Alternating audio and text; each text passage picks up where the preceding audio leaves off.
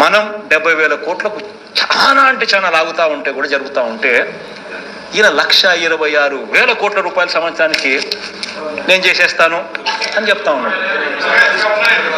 ఇంకా ఇంకా ఇంకా ఇంకా ఇంకా 6 పథకాలకి ఇంకా ఉన్నాయని చెప్తున్నాడు. మళ్ళా ఇంకా ఇంకా ఇంకా 6 పథకాలకి ఇంకా ఉన్నాయని చెప్తున్నాడు.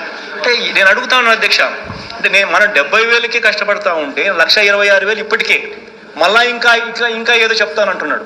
అంటే నేను ఆలోచన చేయమని చెప్తాను. ప్రతి ఇంట్లో ఈ చర్చ జరగాలి. ఇంత మోసం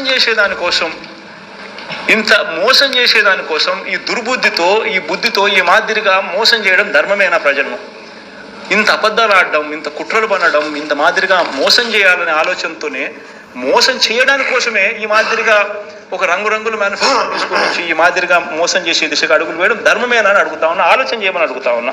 వాస్తవాలు కూడా ప్రజలకు చెప్పకపోతే ఇంకా నేను రాలేదే, చేసేయలేకపోతున్నాడు, డబ్బులున్నాయి